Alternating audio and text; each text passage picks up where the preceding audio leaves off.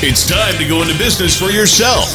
Get ready for another episode of the Franchise Academy Podcast. Education, insight, and inspiration.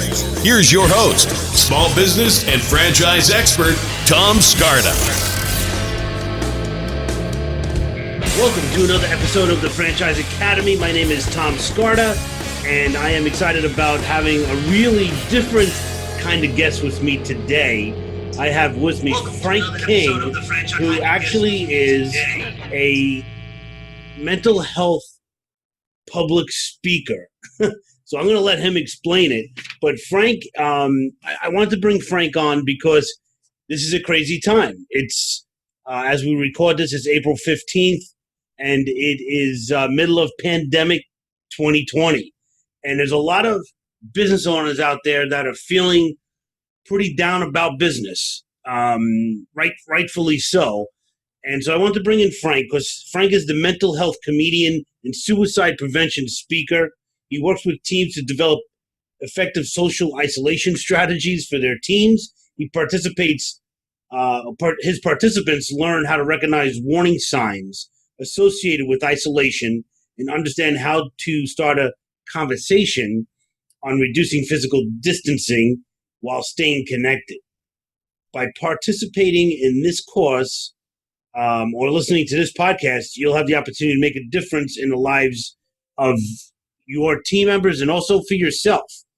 Frank used to write for The Tonight Show, and he's a full-time speaker and a comedian, has a great sense of humor, and so I want to bring in Mr. Frank King. How are you, Frank? I'm good. I'm looking for my document. Hold on social distancing and staying sane. It's got to be here somewhere. Yeah, I think that, that what you speak about, although you have not been speaking about pandemic issues, now you are. And there's a lot of franchise companies out there that listen into this show that might want to share this kind of information with their franchisees who are going through somewhat of a panic situation. And so this is really, really an important thing. Yes. And I actually have another podcast afternoon at 2 with a friend. And I pimped it on LinkedIn. I said, what was it? So you're stuck at home. You're stressed. Having trouble sleeping, getting out of bed in the morning, even just to wash your hair. You're unsure where the world is going to go from here. Lots of uncertainty, because I get a lot of phone calls like that from neuronormal people, neurotypical people. Right. And they say to me, Frank, can't eat, can't sleep, insomnia, can't get out of bed in the morning and wash my hair. I just can't seem to get moving. I'm depressed. Is there a mental health name for that? And I said, yes, there is. It's called Wednesday. Because I've been living with that for decades. Welcome to my world, man. Yeah, it is an uncertain time. I think the uncertainty actually is probably at the heart of most people's issues because, with 9/11, it all happened on one day, and then we began to rebuild. There was a beginning, a middle, and an end. With this thing, the president saying maybe before the 1st of May, the governor of Oregon here said certainly not before the 15th of May. So, and that's all based on metrics. How many people have got it? How many people think they're going to get it? How many people, So, right. The uncertainty, which breeds a number of mental health issues, stress, anxiety, anger, if you caught it from somebody, or anger if you're at the grocery store and somebody's not wearing a mask, and you're like, dude, the mask is really for me, not for you, in case you happen to be asymptomatic and infected. Right. Boredom, isolation. Your listeners may be wondering at this moment, wait a minute, this is all good information, Frank, but you're a comedian. Yeah. What are you doing talking about suicide? That's what I was going to ask you. How did this all happen? Yeah, well, it's a couple of things. I think the comedian is a good one to talk about depression, thoughts, of suicide, because the comedian's job is and always has been since the time of the court jester to speak truth to power on behalf of the powerless. And I believe I speak truth to the power of mental illness on behalf of those often powerless in its grip. I believe where there's humor, there's hope. Where there's laughter, there's life, and nobody dies laughing. And it runs in my family. It's called generational depression and suicide. My grandmother died by suicide. My mother found her. My great aunt died by suicide. My mother and I found her. I was 4 years old. I screamed for days. I'll spare you the details. It's in my first TED Talk. If you type in Frank King TED Talk, it's called A Matter of Laugh, Laughs, or Death. It's my first. It's the story's there, but I don't want to trigger anybody on your podcast by telling them the gruesome details. Yeah. And I myself, in 2010, height of recession, speaking business dropped off 80%. My wife and I lost everything we'd put together in 25 years of marriage and filed Chapter 7. And that's the point at which I learned what the barrel of my gun tastes like. Spoiler alert, I didn't pull the trigger. A friend of mine was in the audience not long ago. He'd never heard me say that out loud. So he came up after my keynote. He goes, "Hey, man, how come you didn't pull the trigger?" I go, "Hey, man, could you try to sound a little less disappointed?" Again, the reason I didn't pull the trigger is in that first TED Talk. I've done 5 of them. The last one, by the way, not yet. 5 TEDx Talks. Wow. All on mental health. The last one is my favorite. It's the only one I ever got a standing ovation for. It's the most kind of out there. It's called Mental Health and the Orgasm, Treat Your Depression Single-Handedly. It took me 15 tries, 15 different committees to finally get somebody to let me do that. And I mean, we had a ball. And I got a standing ovation at the end. It was just, it'll be up on YouTube probably sometime the next month.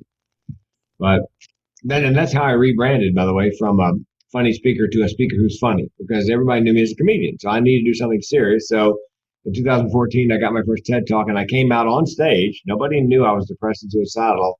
Not my family, not my wife, not my friends, until that moment when I came out on stage and spoke. And that made the difference in rebranding. Yeah. It took a while and several more TEDx talks to get to the point where I became the mental health comedian. And I believe what my third TED Talk is called Mental with Benefits, the Evolutionary Advantages of Mental Illness. And that I believe my mental illness is simply the flip side of my comic timing, writing skills, stage presence, whatever those comic superpowers. It's just the other side of that coin. Because everybody I've ever met who has a mental illness who's not completely dysfunctional has some kind of superpower, creative, artistic, musical, great writer, comedians, a lot of comedians with the issue. Yeah, so absolutely true. You and I were talking about my fourth TEDx talk, which was inspired by, I'm guessing, people who listen to this podcast. It was inspired by entrepreneurs. Because think about it, as a comedian, and I've been doing comedy since the day after Christmas, 1985. I was on the road for 2,629 nights in a row, nonstop. My lovely wife and I, she just came along for the ride. 7 years and change. Opened up for Foxworthy and Ron White and Ellen DeGeneres and Rosie and Seinfeld, Dennis Miller, and on and on, back when they were just comics. But I was reading an article about depression and thoughts of suicide among entrepreneurs. Yeah. And I actually looked at 3 different studies. And they all came up basically the same numbers. That 1/3 of entrepreneurs are depressed and having thoughts of suicide. Now, the clinicians believed it was long hours, not much sleep, and unmet expectations, or something like this, where you built this, and then the government comes in and goes, for the good of everybody, you're going to shut it down for at least 90 days. Yeah. I work with a lot of dentists. I do a lot of dental conventions, and the dentists, they told them, look, 90 days. You cannot, unless it's an emergency. And I can't imagine having to shut down for a business with payroll and expenses and leases and whatever for 90 days. Anyway, I got to thinking about the entrepreneurs who are depressed and suicidal, because the name of the talk is Suicide, the Secret of My Success, Dead Man Talking. Because I was married to my first wife, a lovely woman, who had different goals for me. I was selling insurance, and that's exactly what she wanted me to do. I was not going to open mic night, which is what I knew I should be doing. And I got depressed and suicidal. And I thought, if I don't change something, I'm going to kill myself. And my second thought was, well, what have I got to lose? I can divorce my wife, quit my insurance job, and try comedy. If it works, great. If it doesn't, I can still kill myself. And I have met a number of entertainers and entrepreneurs who had the very same thought process.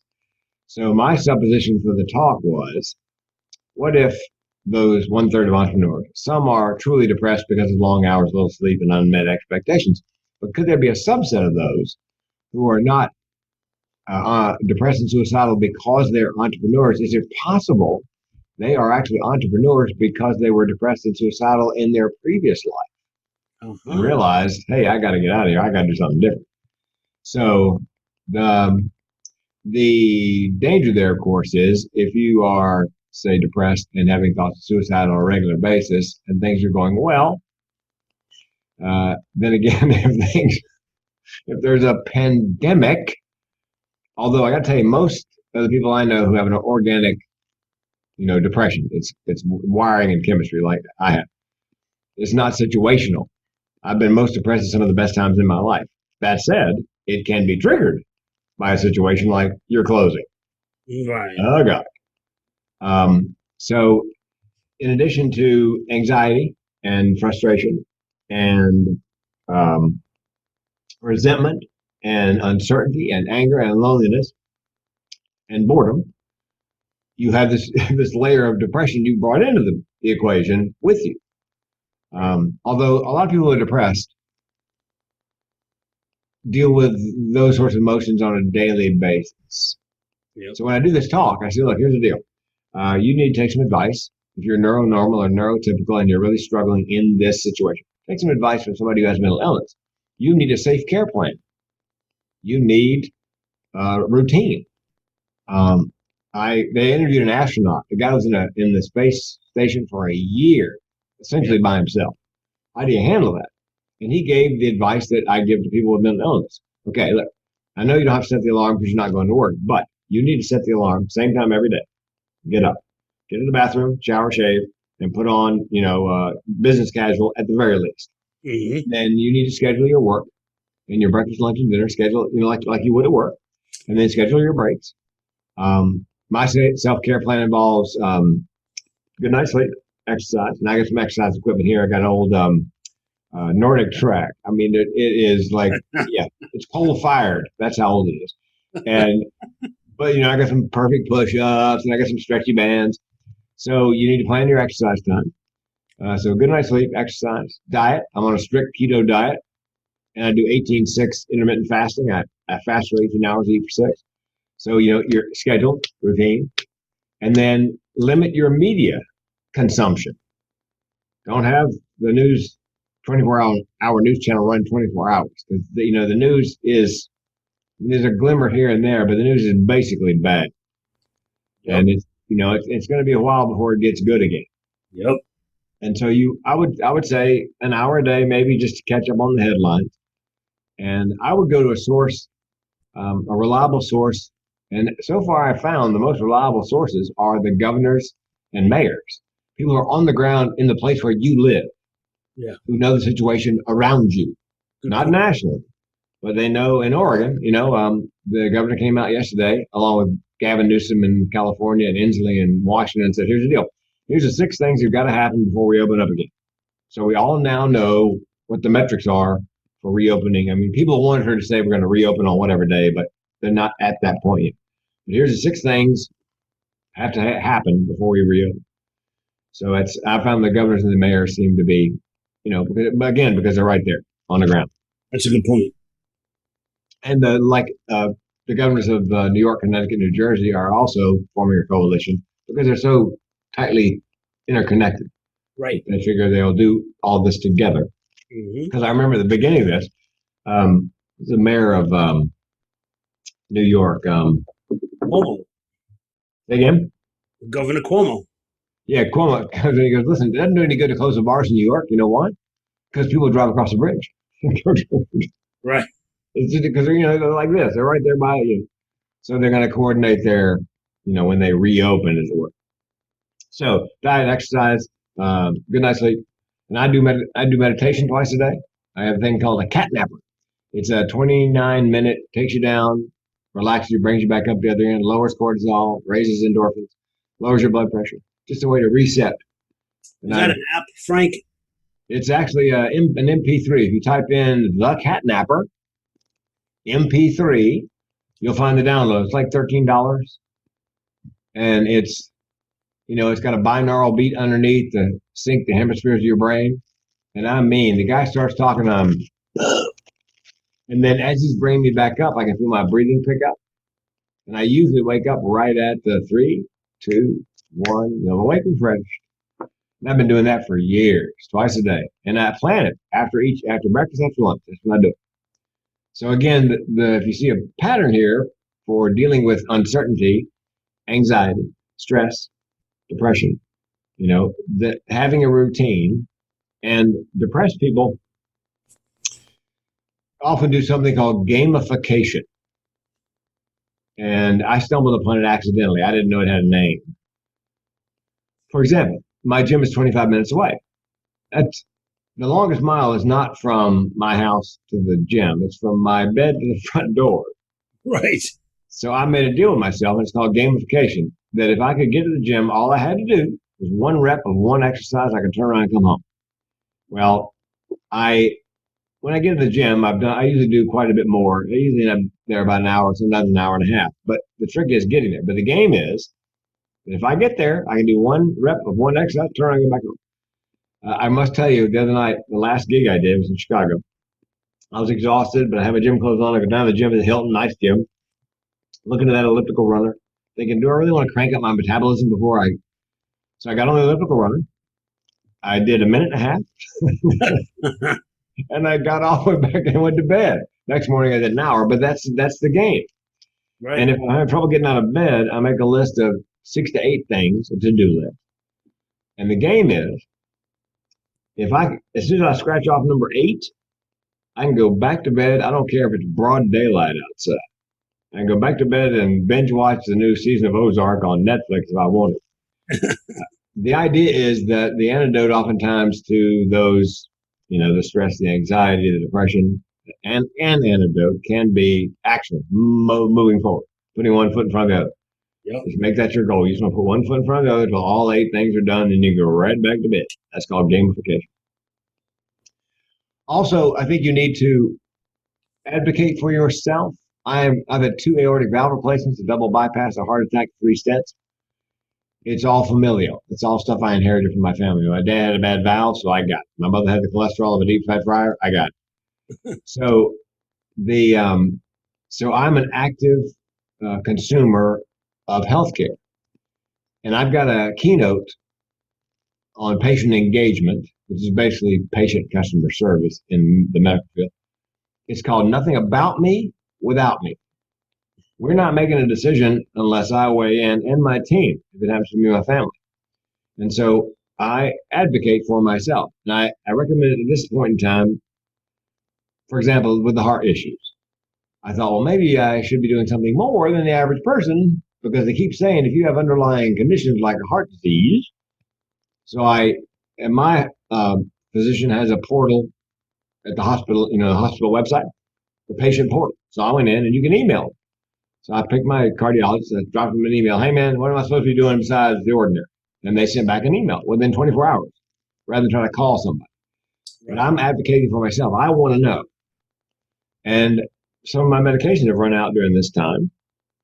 And so I had to actively contact the prescriber and also the company that handles the meds in our insurance plan. And Walgreens, bless their heart, they've got a new thing where for free, you call in a prescription and a credit card number, and they'll deliver them to your house within 2 days, no more. But you have to ask. You have to actively, proactively take care of yourself in that way. So make sure you stay in touch with your medical providers, your primary care physician, your cardiologist, or whatever. And part of the stress and anxiety is financial, obviously.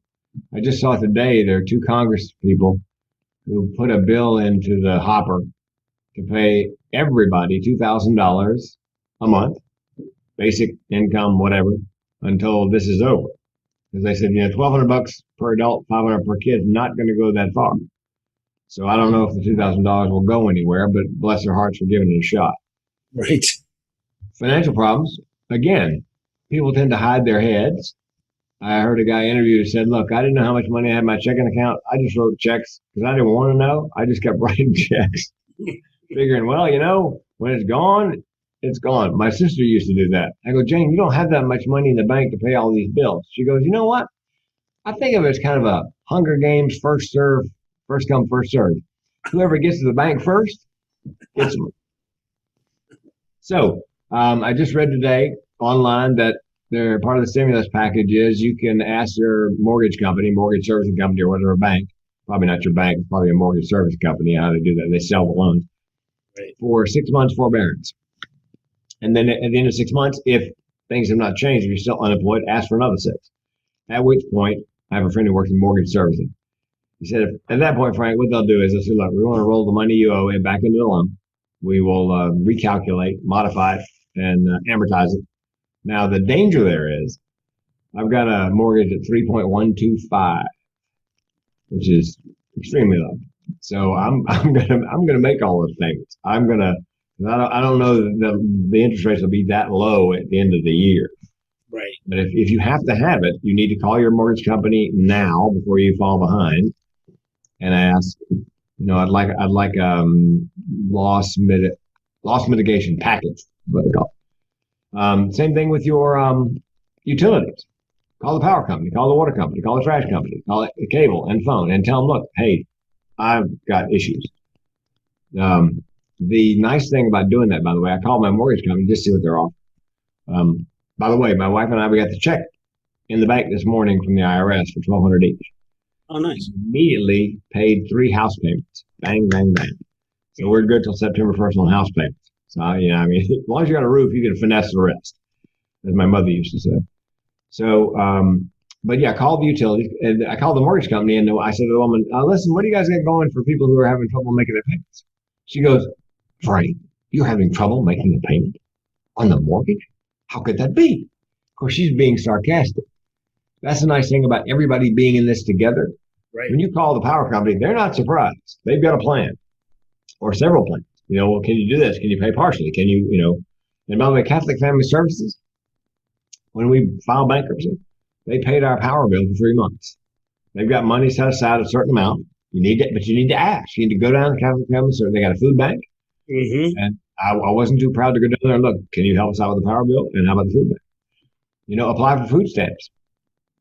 If you have assets, savings and checking, you're probably not going to get it. But if you're up against the wall and you don't have a lot of money in checking or savings, swallow your pride and go down and apply for food stamps.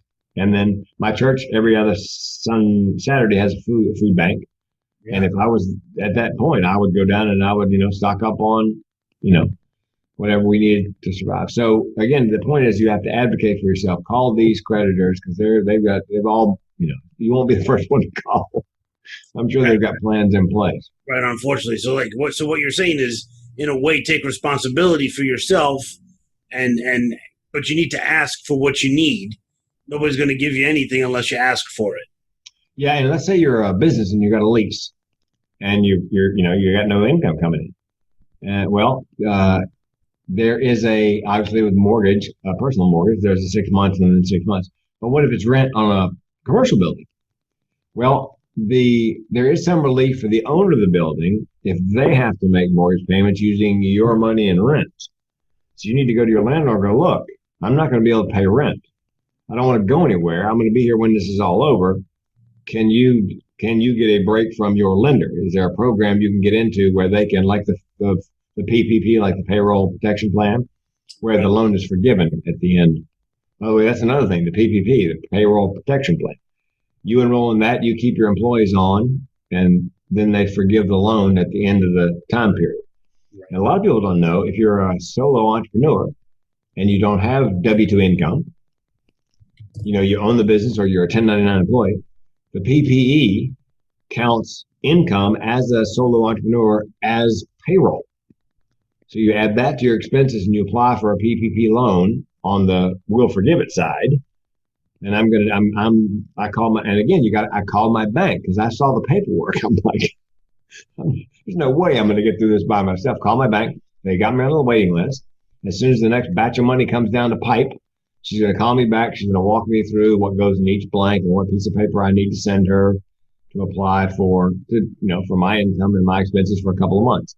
That's awesome. Again, you have to reach out as an entrepreneur to your bank. You need a bank where you have accounts and you have a business relationship, and because that's who you have to go to as a bank you already do business with, apparently.